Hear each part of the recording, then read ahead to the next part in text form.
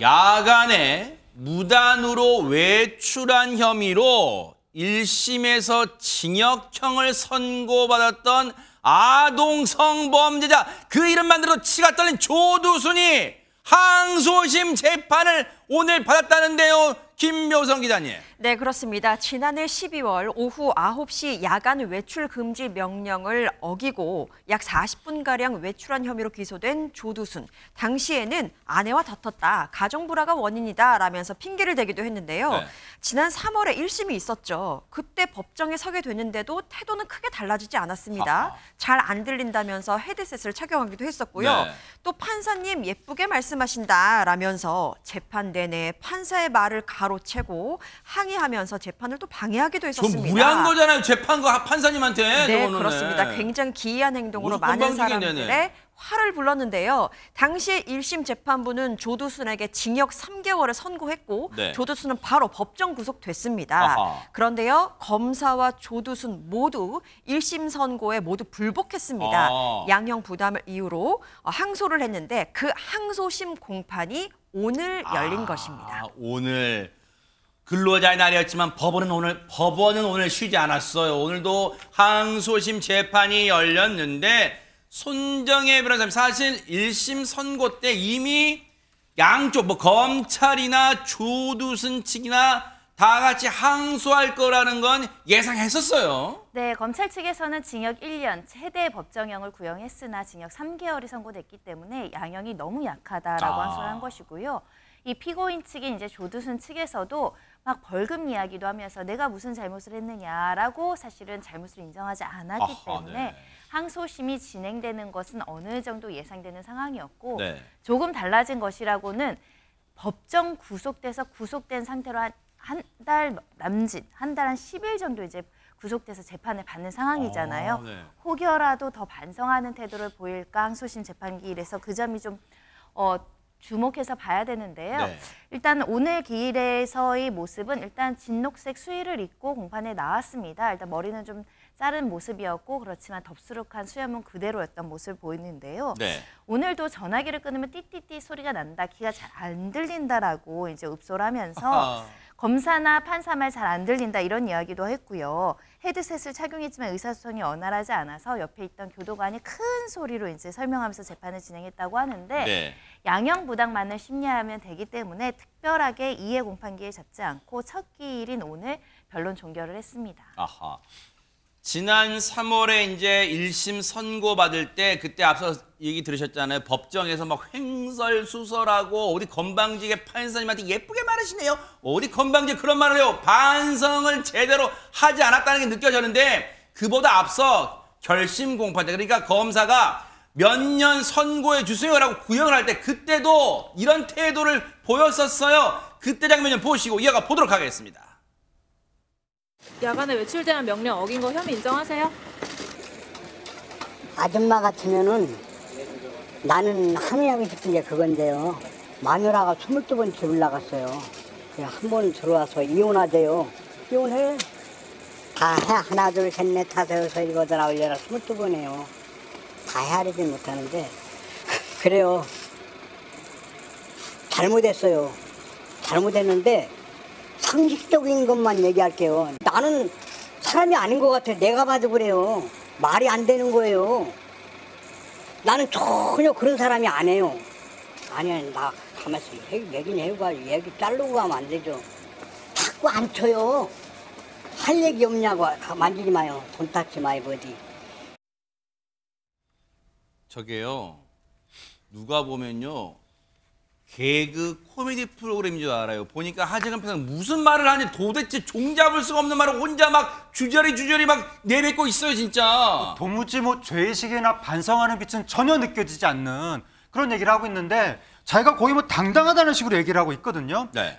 또 어떠한 황당한 얘기들을 했냐면 네. 이번에 검찰을 향해서 내가 뭐가 죄인이냐. 네? 마누라가 저보다 힘이 세다. 초소에 있는 경찰관에게 상담하러 간 것이다. 이런 얘기를 또 했다고 합니다.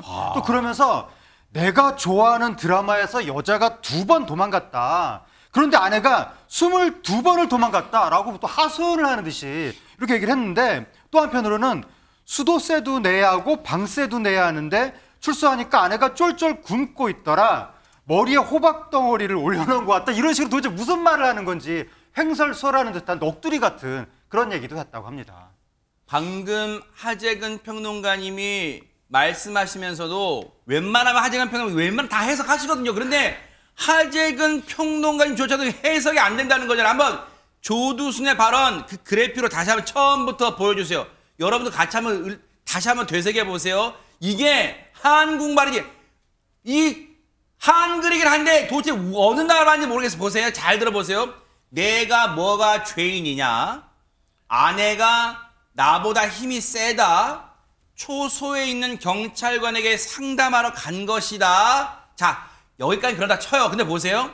내가 좋아하는 드라마에서 여자가 2번 도망갔다. 그런데 아내가 22번을 도망갔다. 그 다음 마지막 볼게요. 대박 사건 압권입니다.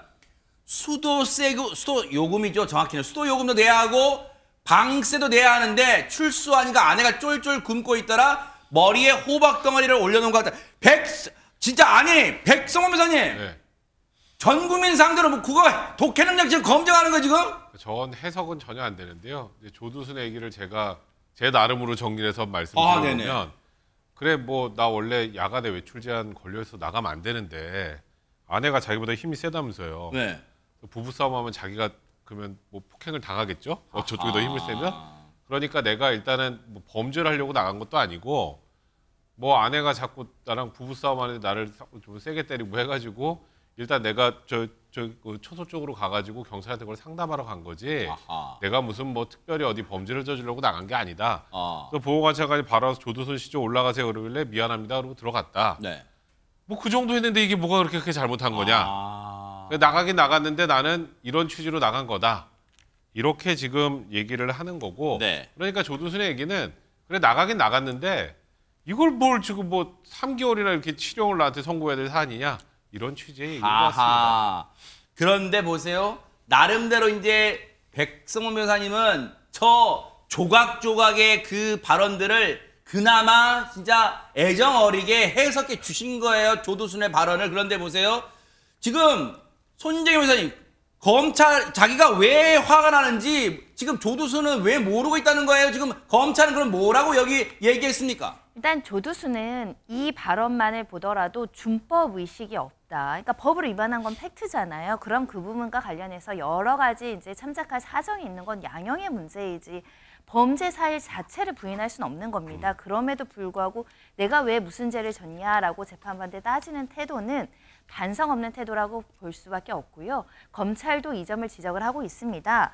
검찰은 보호관찰소 직원에게 판사 잘 만나면 뭐 벌금 150만 원, 못 만나면 300만 원이다. 나 돈 있다. 이런 말을 했다라는 것이고요. 사건 직후 재판 과정의 태도를 보면 개선의 여지가 없고 재범 우려가 있다. 더군다나 이렇게 징역형을 선고받으니까 이게 무슨 잘못이냐 재판부에게 따지고 드는 태도를 보였는데 이런 점을 고려했을 때는 원심은 지나치게 간대하다. 이렇게 이야기를 하면서 항소심에서 좀 더 엄격하게 처벌해야 된다라고 강조했습니다. 지금 보면 조두순은 자기가 벌써 반성은커녕 자기가 지금도 억울하다는 듯이 얘기하고 있는 것 같아요. 그 억울한 심정을 앞서 해석이 굉장히 어려운 여러 문장들을 나열했잖아요. 그러니까 자기 의식의 흐름대로 얘기를 하는 것 같아요. 앞서 뭐 좋아하는 드라마에서 여자가 2번 도망갔는데 자기 아내는 22번 갔다. 그러니까 오히려 자기가 억울하다는 거예요. 그런 아내와 지금 자기가 살고 있다. 뭐 그런 점을 지금 재판부한테 호소하고 있는 것 같은데 글쎄 이런 게 재판부한테 어필이 될까요? 호소가 될까요? 일단 조두순의 저런 얘기를 듣고 뭐 이해가 되네 용서해주면 어떻게 될까요?